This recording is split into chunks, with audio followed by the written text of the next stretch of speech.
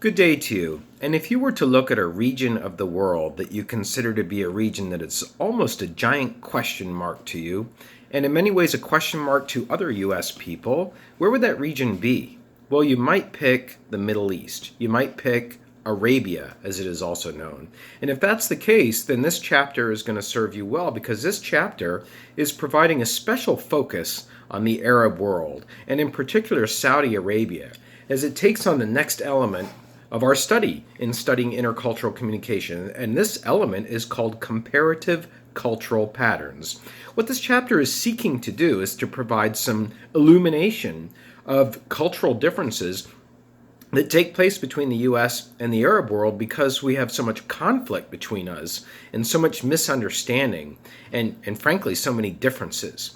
And this book was written at a time, this particular chapter was written at a time when the U.S. was waging war in the Middle East, in Afghanistan, and in counter terrorism moves, and in Iraq. And so this book was written to try and gain, this chapter, I should say, was written to try and provide a greater understanding. So I'm not going to talk about a lot of the details that have to do with the Muslim faith because I don't feel confident myself in being able to discuss that in lengthy detail.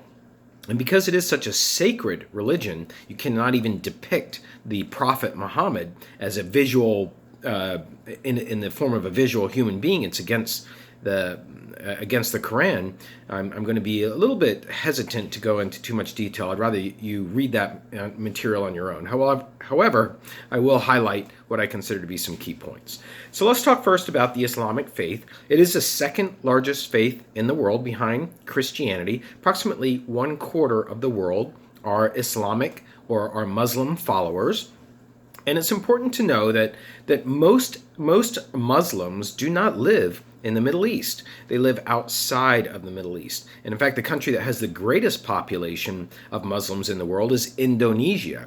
So Islam as a religion, it began in the Middle East, but it was spread throughout the world through expeditions and missionary trips. And it, like Spanish and English, has been spread around the world.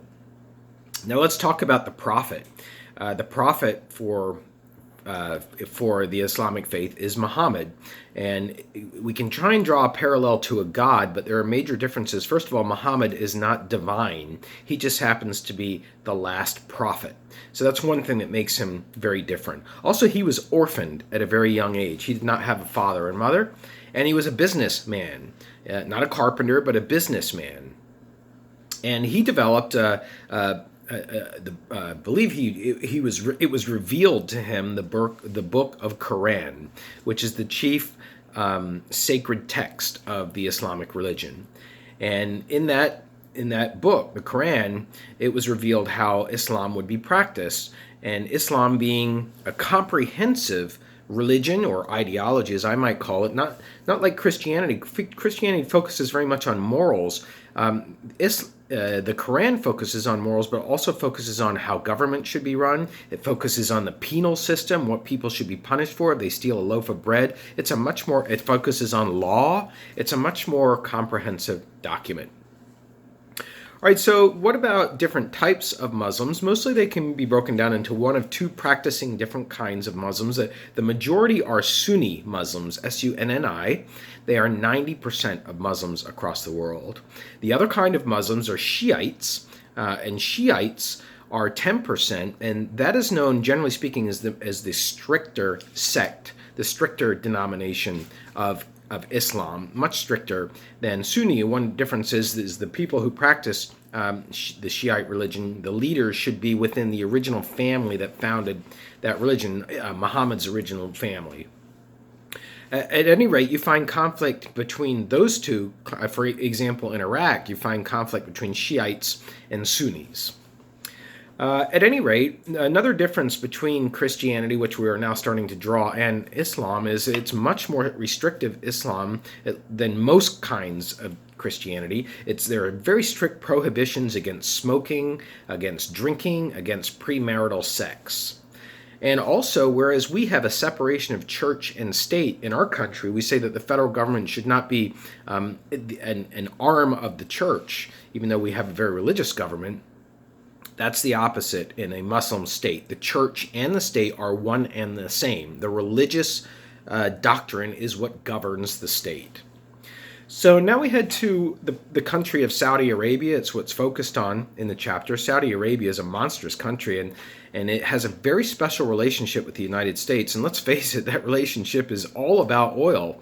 I don't know if it's still the case, but for most of the history, the largest oil exporter in the world was Saudi Arabia, and the largest importer of oil was the United States. And the largest economy in the world is the United States.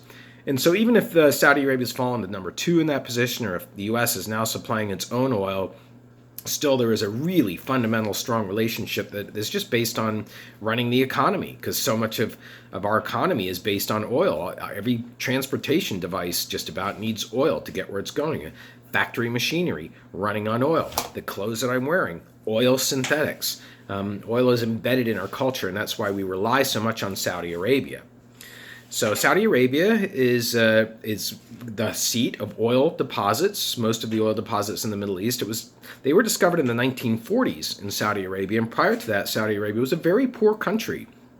People living in poverty, a lot of illiteracy, disease. It has a hard time feeding itself. It's 98% desert.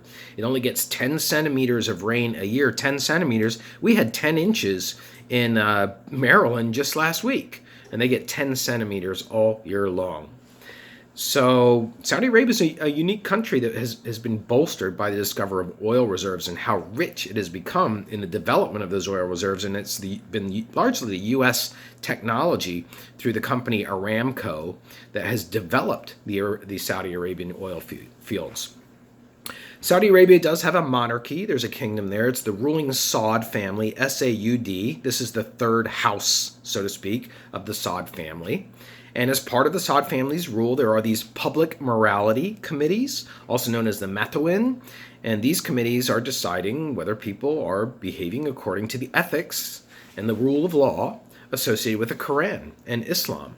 So that the dress of women, for example, is something that's very, very restricted in Saudi Arabia, and what can be exposed on the part of a woman.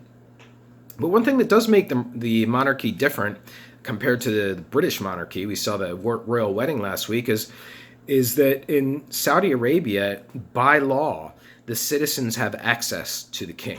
So they can speak to the king, they can have access to king's rulers. The king is not up here on a pedestal that you can never speak to because you don't have the high enough social status.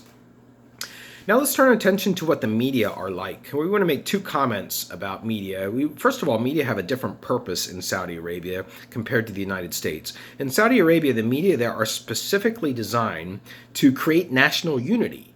And that's necessary because in Saudi Arabia, with such a poor situation for growing things, people were largely nomadic in Saudi Arabia. They didn't believe in putting up tents, even though that may be they did believe in putting up tents because that would be a temporary living situation, but they don't believe that you live in one place and that's your domicile for your whole life. That's prior to the way that things are now in Saudi Arabia. It was a very nomadic population.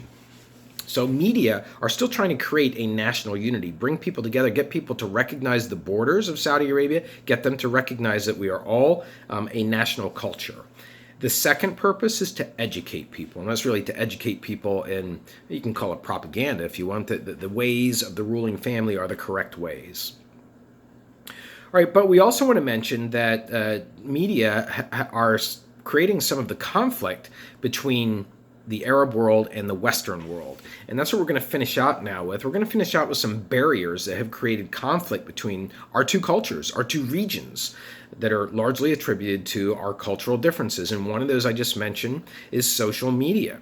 And that's because the Arab world has a very tight control for the most part, including in Saudi Arabia, on the population and what the population has access to information-wise and what freedoms the population have.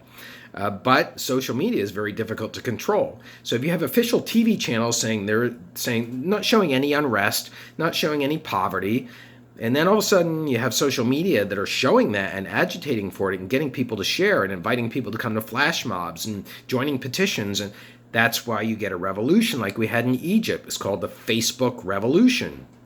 And so a lot of other countries in the Middle East, including Saudi Arabia, are very nervous about the power of social media to threaten toppling its government. And here in the United States, we have a very robust social media. It's talking about the NFL it's going crazy right now about the new rule about not being able to kneel. So social media is something that creates tension between our two regions. Also, terrorism, political unrest and terrorism. It is a practice of certain groups, Hezbollah, for example, Hamas in some cases.